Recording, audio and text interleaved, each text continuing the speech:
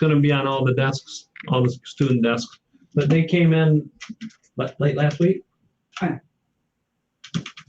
You know, I heard there was an elementary school that was taking stuff like that and making their desk look like little Jeeps, putting wheels like on the legs, little cardboard wheels. So Really? the kids are really excited to drive their desk Jeeps. It's a good way to get buy-in with the kids. There you go. Make it interesting and fun. Kids, I think it's cool. We'll get one for you, Mike. Your desk is bigger. It'll be a Hummer. Yeah, I wouldn't mind one of those.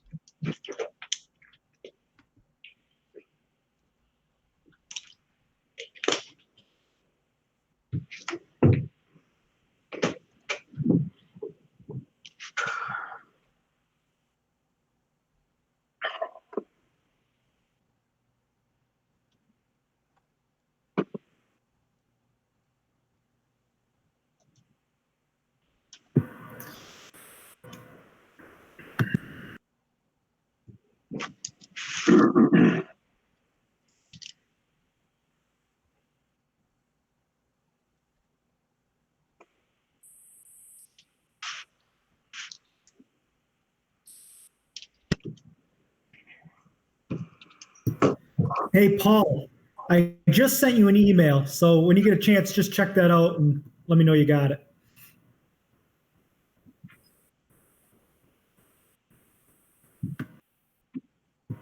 Your microphone's muted, so I didn't hear what you said. Did you send it to my personal email or my school? Yeah, just school email. Okay, I'll check it here in a minute. If I start roaming around on here, I'll be lost. No, I understand. Yeah.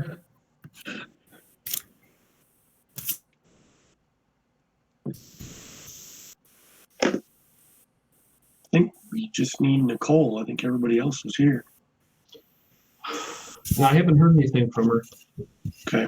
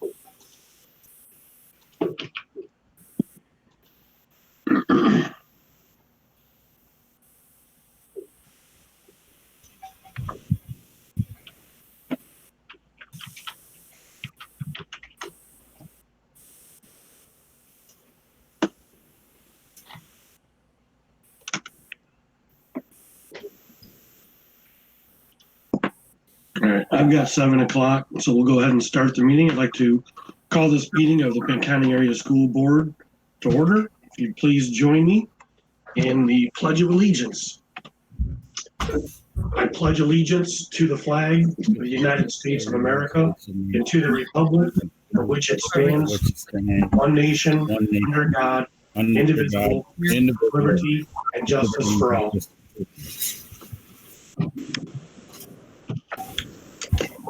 Yeah, I'd like to thank everybody for joining us. I'm sure the board has been answering questions.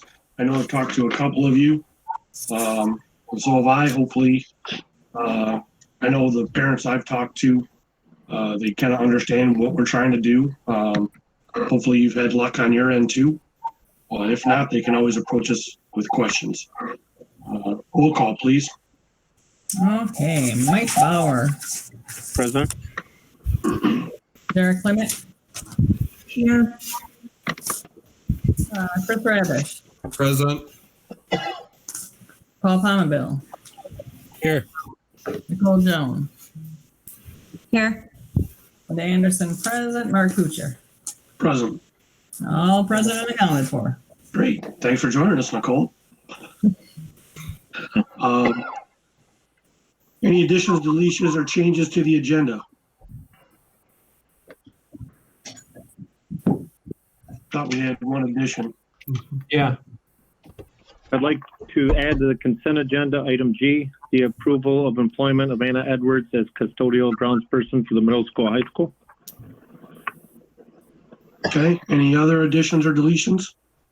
Changes? If not, need a motion to approve the agenda? So moved. Need a second? Support. Support. Motion with support? Support. Any discussion on the agenda? Right, all those in favor say aye. Aye. Aye. Aye. Opposed? Abstentions? All right, seeing none, agenda is approved. Community comments. Do we have anybody want to comment on the agenda or other items? There was one, but I don't see them on for agenda items. It was Jennifer Rosenbrock. Do we have another like 30-second delay or something again? That I know of. Okay, I mean, we can wait, but sorry. yeah, I'll just give it a little bit. Again, is there anybody that has any comments on the agenda, any items we're going to discuss this evening from the public?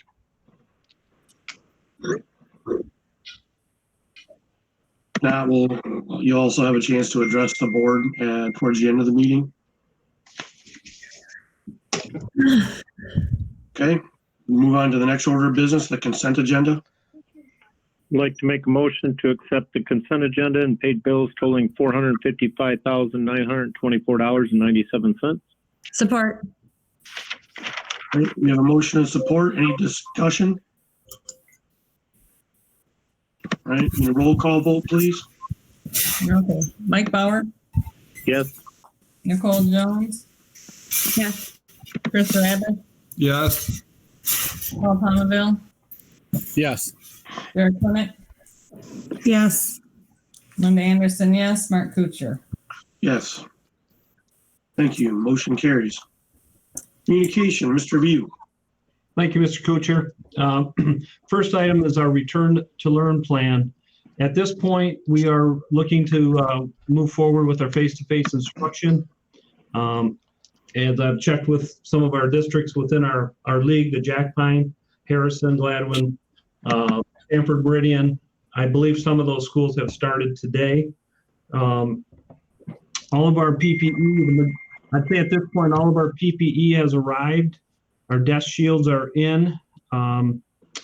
So I think we're as ready as we're going to be, and it's been a big undertaking from all of the staff. I don't want to really point out individuals because I'm sure I will definitely forget somebody, but let's just say it's been very good to see the team come together. I've seen a lot of schools can't start because of their shortage of they don't have their PPE or they don't have certain things in place. That's not the case with us, which is not to say we won't have issues or we won't have problems, which I know we will, but just know that we've built on the recommendations from the My Safe School Plan, and we are waiting on some electrostatic sprayers, which should be in by Monday, hopefully at the latest. And I did some research with some data from. There are cases are rising in Bay County. I talked to listened to Joel Strauss's.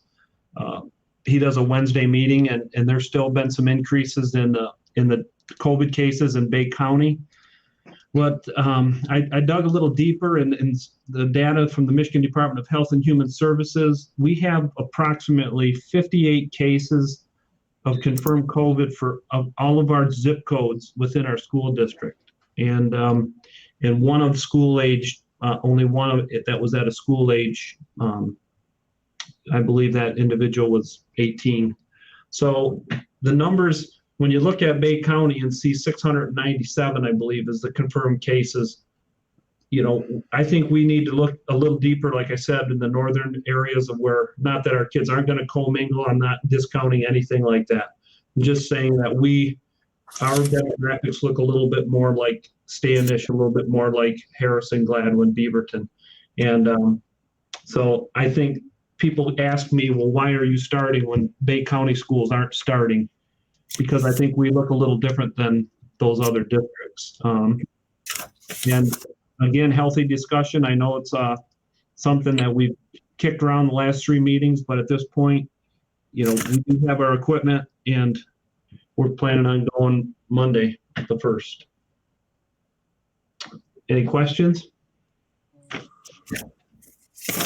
Our virtual enrollment actually went up. We probably a little bit more than we thought, but when you look at it in the big picture, it's about 26% of our student enrollment. So that says 75% of our parents want to go face-to-face. And we did offer that option to them early, and we did get quite the response. And, we're working on that. This is something that's really been something we've had to kind of turn around overnight, is to give these options of fully virtual and work with a third party. And it's not been easy. It's the logistics. Sometimes, parents want information and we want to get them the information, but I hopefully will continue to give them that. They've been well enough informed to go on our website and enroll. I think we have, I know Kyle did a online orientation last week with about 90 parents that were present online. And Chris and John are looking at doing the same thing next Monday night at 6:30 to explain to the elementary parents about the online program at the elementary. And Edgenuity is a provider throughout the state, so it's not like it's not a new thing for them. So, they do have the content that's been approved. It's on, and that type of thing. Have there been any questions to the board about our virtual offerings, or any questions that you might want to ask? I did have a couple parents that for some reason they think if this is virtual, it's going to be just like last year. And I tried to explain to them that this year they have to show progression. They need to contact the school because they think if they just go online and they don't pass, they're just going to push them through anyway because of this. And there's a lot of people got the misconception of that. Okay, well, then I'm glad you brought that up, because if it's fully virtual through Edgenuity, they're going to be expected to make progress. They're going to, in order to give credits, we're going to have a mentor that's reaching out all the time to make sure they're working toward making progress. And I believe before they signed up, there were a list of some of those expectations. They may not have looked at them very clearly, but we did set it out where they signed up, some of the things that they were expected to do. So you're right. If they think it's going to be like last year, it will look nothing like last year. Anybody else have any comments or questions? I had just one on so the paperwork that was supposed to be turned back in, the voicemail that we got, an email just said that the deadline, it had to be turned in. There was a box that was going to be in front of the school. So my understanding, because it didn't say like a time frame, a box is going to be out in front of the school during such and such hours. It just said there's going to be a box in front of the school. So I was thinking it was going to be some kind of like a mailbox that was locked and secure. We could just stick our paperwork in there. So I didn't get my paperwork in there because I went there and the box wasn't out there. And it must not have been during the time frame that it was going to be there. And I talked to other parents too that were thinking the same thing. So I'm just wondering how many packets weren't received because of that. And when is another option for parents to turn that in if they didn't get it in because they weren't there and the box wasn't out in front of the school? Good question. Mr. Woodruff, do you have an answer for that one? Yep, I'll send out another call tomorrow. We had the box out in front of the school today, and Janie was out there checking and making sure. And we did have some people show up today to drop out paperwork, but I will, I mean, if you have paperwork, we're going to take it. So I'll send an all-call and we'll have maybe a hard date of maybe Thursday can be the last Yeah, week as we stick with give a time Tuesday. Yeah, if you could give a time Yeah, frame during that, so parents know it will be out there and available. Like, yeah, yep, I can do that. okay, It's 7 to 3, Nicole. 7 a.m. to 3 p.m. Yes. Yep. That's when, and Janie will check on it at intervals, probably 20 to 25 times a day, grabbing the paperwork out. Okay, but just when you send out the message, let parent know. The last message didn't say that. Yep. We can take care of that. Thanks. Is there a deadline for when parents can choose one option or the other, fully commit to either the face-to-face or the virtual? Like say they try the virtual, they don't like it and they want to do the face-to-face. Is there going to be some grace, or if they want to switch the other way, is there some type of grace period where they can try this out, or do they need to make this decision, that by day one? We're giving Nope, that. they can make the decision. Oh, sorry, Mike, go ahead. No, you go ahead, Kyle.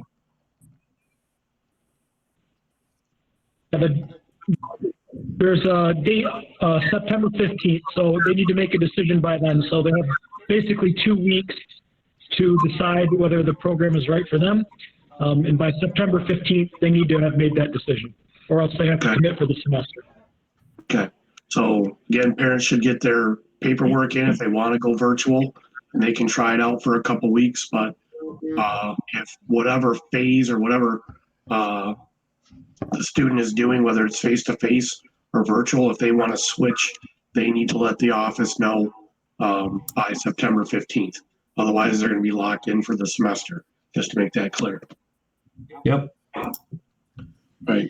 Any other questions on the virtual enrollment for Mike or the staff? Yeah, Okay, the go ahead, Mike. cost per student for us to go to this is what for the district? Depends on if we do a full year or a semester. If you look at it semester, it's about 400 some thousand. So per student basis, is it 1,200 per semester then? Yes. Okay. Yep. I think I may have included that in the previous board packet, but it is based on a semester. It's a little bit less, I think, in the elementary. It would be 1,200 in the high school, middle school. In the elementary is just a little bit under that. Yeah, I think last time we were talking about 100 students, so it was about $240,000. So I was just trying to get the total for this, which is pushing 800 now. So, okay. We've been keeping a close eye on that. It does come with a cost. We know that if we don't offer that, those kids would have gone to other virtual programs. So we need to make up for that revenue that we're going to have to pay out to Edgenuity. And that's my next talking point is personnel. Because of the online classes, we have seen, we've closed 2 sections of elementary classes, which is nice. We haven't had to lay anybody off, but we've had through attrition, we've had basically 3 teachers that we have not replaced and are covering that with our current staff. So that's a good compliment. I mean, you're not going to go 1 for 1 when you spread them across the district, but to not replace 3 staff, make that virtual enrollment a little bit easier to swallow on the budget side. Mm-hmm. And we do have, like I said, the first grade and the second grade at Central had enough to put instead of 3 sections, we have 2. And even with that, I made a commitment that we'll try to keep our class sizes somewhat in check as far as, 25-ish in that number, so we can have social distancing where we don't have 33 in a classroom. So I think that's going to help when it comes to social distancing. And otherwise, personnel, I know we hired a custodian and we added a custodian tonight. So I think most of our support staff has been has been filled at this point. Any questions on personnel? So roughly, we're going to expect somewhere around 850 students on campus. Yeah, I was in that ballpark. Well, Okay. District-wide? Yes. So, Mike, what are the class sizes roughly within a range? I would say between 18 and 25. Okay. You know, some of the middle school numbers are obviously, we had a pretty good size 8th grade class. They're in that upper mid 20s, but there are some elective and some other classes in the elementaries that are, you know, high teens, low 20s. So, you know, that I just don't want to see those numbers inflate to where we can't keep everyone safe in the sense that there's no room to separate. Any questions on personnel? All right, athletics, Dwayne's going to go in more detail on this, but the MHSAA recently postponed competitions for, I believe, volleyball, soccer, and golf, but there's going to be something come out this week. Football's been moved to the spring, and I do know there was some competition. We're going to hear from actually it's in the governor's hands now as far as the restrictions of competing indoors. There's still things that she has to release in order for that to happen. But Dwayne will kind of give us a follow-up to that when he gives us an update. Okay, legislation. The House and Senate recently sent bills to the governor's desk, and I've included some of those, the highlights on those. If you went through those, it did give us a lot more leeway when it comes to things. The one thing was there's a super blend now on our FTE count, meaning it can't go less than 70. We're going to base 75% of it on last year's fall count. So it's going to be based predominantly on last year's count because of all the uncertainties of this year, and 25 of it will be based on our fall and spring count of this year. So I believe, Chris, correct me if I'm wrong, I think we were at 1260 as a number last year we were getting state aid on. I believe, you know, you take 75% of that number and then whatever we come out with. And looking at the numbers right now, and I'm not going to, you know, I can't say how accurate they are, but, you know, between our virtual and our face-to-face are looking, you know, not too bad as far as where we thought we would be with people being here on campus, you know, as we looked at that. I don't think we lost a lot of kids to other virtual programs, and that was our whole push to get our own virtual program, is that those kids don't go down the road to a virtual academy or another public school nearby. Any question on the count? I mean, that right there gives us a lot more certainty than what we had before this legislation. They talked about the days and hours. They're really going to waive some of the requirements of the 180 days in 1098. Basically, they're telling you that we have to ensure that the content that would be delivered in those 180 days needs to be met. And then we need at least one two-way interaction occurring per month with a minimum of 75% of our students. So again, some flexibility on the attendance, days and hours. They're going to make us do a lot more. We have to reaffirm there'll be board meetings, which parents can come to and talk about. We'll have to reaffirm our continuity plans. So parents will have input as to whether or not, if they think what we're doing is being effective. And you can read through those. I'm not going to go through each item. But I did talk about the August 24th consensus revenue, which I just read about a little bit ago. It looks like the consensus revenue, which means the budget for the state, looks better than they anticipated in May. So the school aid fund is still down, but it's not down nearly as much as what they thought it was going to be. So that's going to drive our budget and what the state comes up with for the 2021 school year. Because right now they haven't really given us a per pupil amount. They basically made 1920 whole, and that way we're still looking at a 2021 number.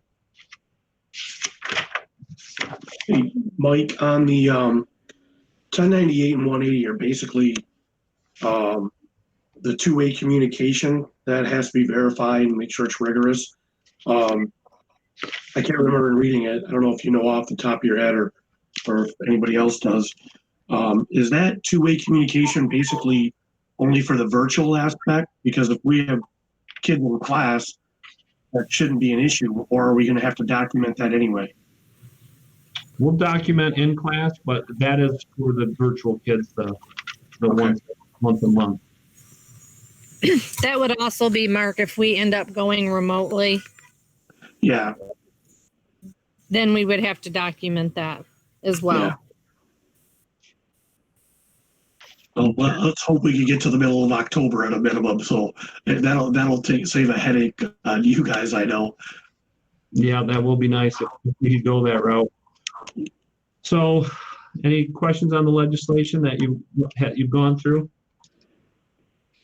Career Center, talking with the Career Center, their plans are to go to a hybrid schedule, which we would have, our students would attend 2 days face-to-face, and they gave us a schedule. I shared that with our high school administration. I think it's Thursday, Pinconning would go. And the other days would be virtual. So they'll come here for 3 hours, and then 2 days a week they'll go down to the Career Center. The other 3 days they'll work virtually from home or wherever they choose. We are going to ask that we'll do it on campus because we don't need unsupervised students around, and we're trying to keep as many students, trying to keep the congestion down as much as possible. Any questions on the Career Center? All right. You're not planning to run another bus or anything to take those kids home then? They just have to be picked up or something if you want them off campus? Yeah, they can request, the bus will take them home if that's what Kyle, did you talk to transportation? Because that was what very few of them need rides home, but they would request that we take them home. Okay. Yeah, Judy did say that she would take them home. And then Monday's our opening day, tomorrow's our opening day. Mike, you like that? I invited you to a meeting that was already past the time and date. Yeah, I thought you wanted me to attend for sure then. We're going to be face-to-face. Anyway, yeah, we're ready to go tomorrow. Staff will be here for the most part. We won't be congregating in big groups. We will have virtual meetings. We'll have face-to-face meetings with some of the limitations, such as what the students would see, no large assemblies, working in distance for the most part. So that's all I have. Any questions for Mike? All right, thank you, Mr. View. Reports from administrative staff. Chris, Dwayne, Kyle, anybody? Yeah, I'll just jump in there. I'll follow up with what Mike said earlier on athletics. While there's been some clarification with football, I think some of the other sports were kind of in a holding pattern. I believe that the MHSA is hoping that they're able to get through with golf and cross country for sure. And I think that they've been pretty resolved in allowing the governor to possibly make a decision this week that'll get us back in the gym so we're able to get volleyball in as well and soccer.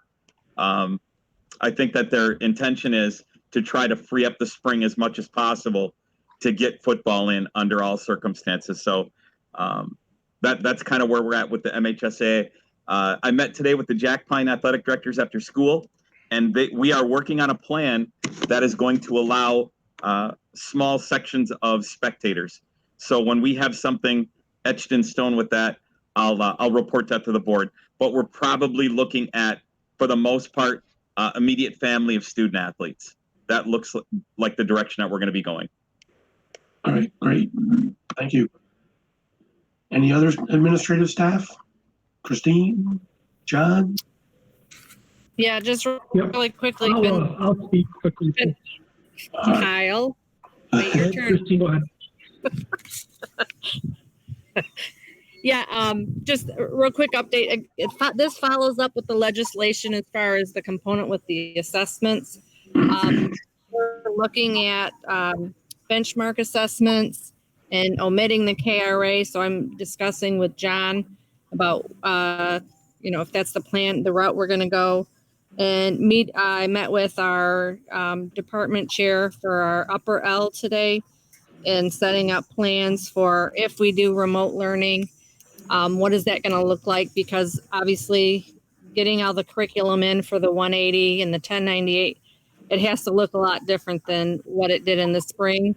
So we started having those conversations with the teachers, looking at what the weekly lesson plans are going to look like, how they're going to be structured, and to ensure that we do get the curriculum in over the course of the year if we end up going to a full remote.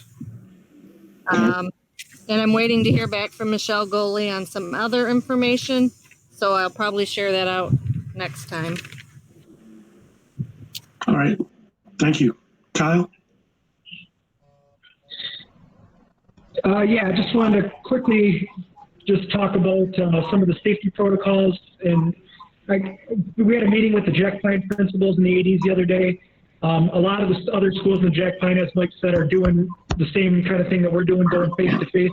But they're also, as far as passing time, locker usage, a lot of the things are very similar. So it was good to hear that other schools that are similar in our demographics are doing the same things that we are and having those same kind of conversations.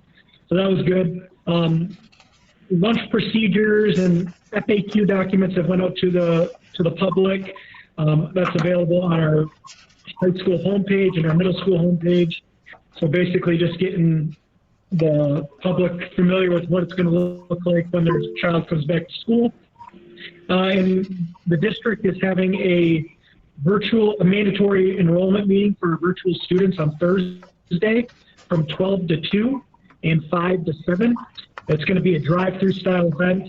We're going to be outside on the sidewalk, outside of Central Elementary and between the multi-purpose room and the entrance of Central. We'll be having families sign essential paperwork, and we'll be handing out devices to families that need them that day for our virtual students only. We plan on giving out devices on the first or second day of school to our in-person students. So that's the plan. All right. Thank you, Kyle. Any other administrators? Sue, John? Chris? I'd like to say real quick, I know we've been up against some major hurdles through this process, and the administrative team has worked amazing to make them just hurdles and not spots that we can't get past. I know everybody has gone above and beyond. I know that Mike said it a few times, but I want to make sure that the board realizes that. Oh, I totally agree. And it's acknowledged and very appreciated, all the work you guys are doing, all administration. Thank you. I just have one more follow-up I forgot to mention. Tomorrow, I pulled my teachers and they really miss their students. And so we are going to do a in the parking lot meet and greet just for an hour and a half. I really emphasize the mask and social distancing, but we're going to let the parents and kids come in, meet their teachers, drop off school supplies if they want. And I will also have I have a brochure that I'm handing out to parents that outlay kind of the hot topic safety procedures that we will be using as far as entrance and exit for our students, what the lunch procedure will be, and the usage of masks for each of the grade levels. Great, thank you. Any other administrators? Mark, I haven't talked enough tonight, so I do have one other thing. I'd like to eventually just get the budget committee together as we know a little more about the budget from when the state is going, but we want to, once we get a firmed up idea, maybe on number of kids, and we'll definitely sit down with the budget committee to take a look and see where we're headed in that direction. So budget committee, I'll be reaching out to you when I know a little bit more. All right, thank you. Do we have any reports from board committees or no? I don't think we had a meeting. Okay. We're back to public comments. We'll give a good 30 seconds or a minute or so. If I saw a couple people back on there. Jennifer, if you're available, I'm not sure. Or I thought I saw her pop back on here. Jay, do we have anybody do you know of? Ms. Rosenbrock, do you have any questions?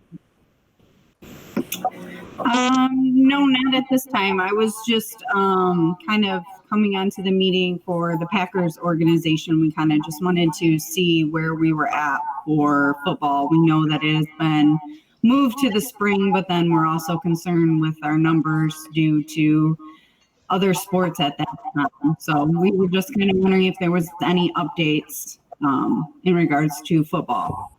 All right. Dwayne, can you answer that, please? Yeah, if the Packers program is going to align itself with the MHSA, it'll be pre-spring sports because they don't want the athletes to have to pick and choose. So they're talking tentative schedule for football being March, April, and May. Being a former Uper, I don't know what that's going to look like, but that's the plan as of now. Cold. Yes, snowy.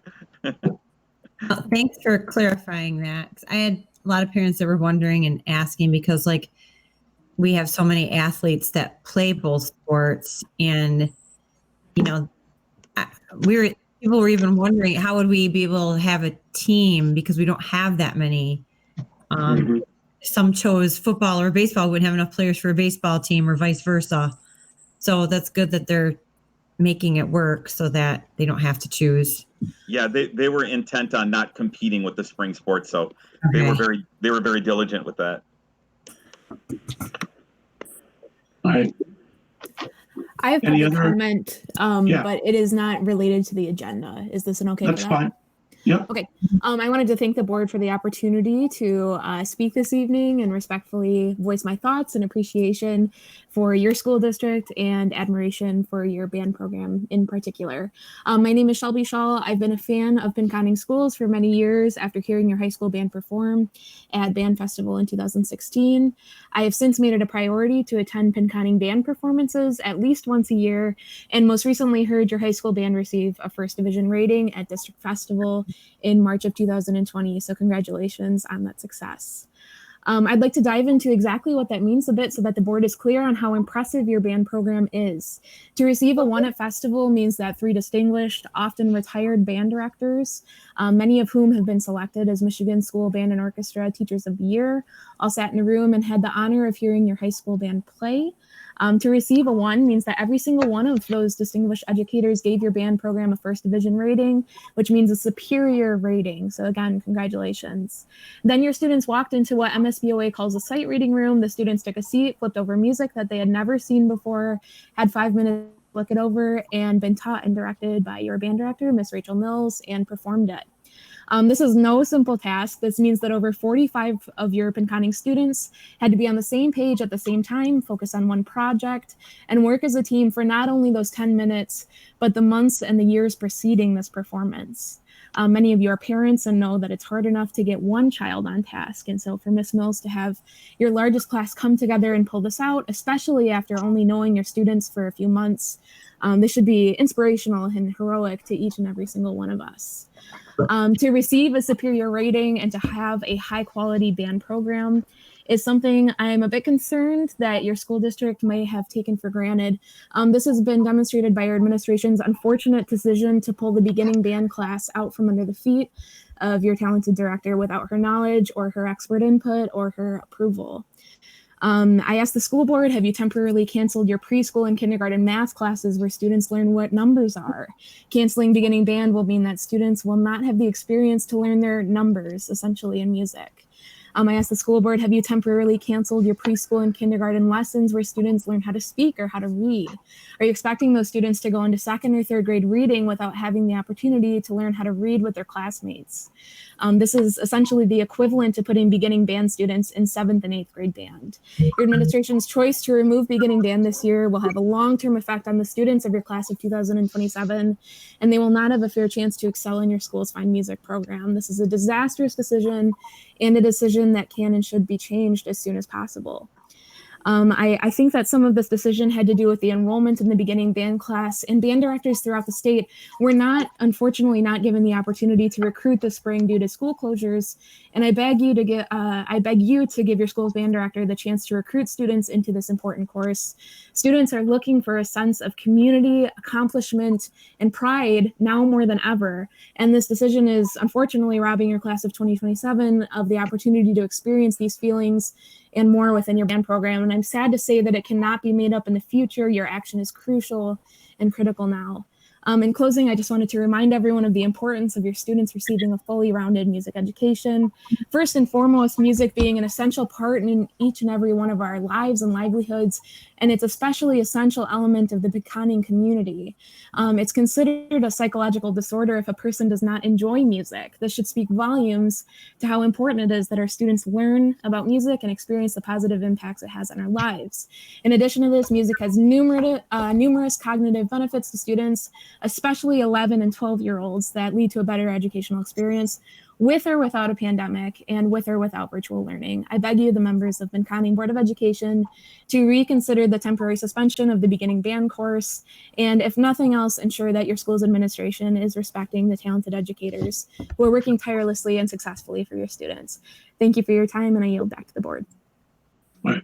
Thank you, Ms. Shaw. I really appreciate your comments. All three of my children were in the band, performed, and got those ones. So I don't take that lightly.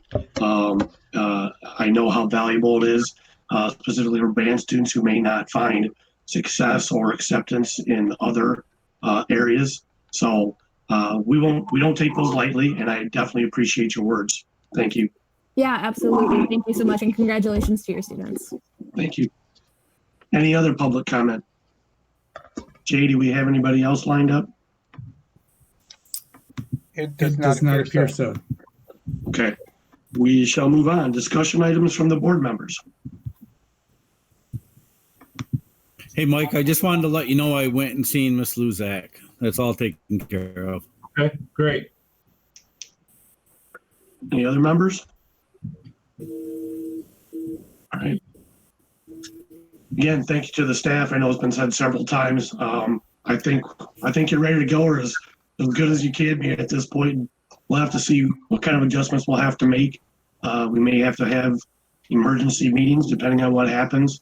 But know that your board supports you, and we really appreciate Mike and your staff all the way down in every facet, janitorial, support staff, secretarial, teachers, everybody. We know it takes a lot to get this started, and especially in this odd year.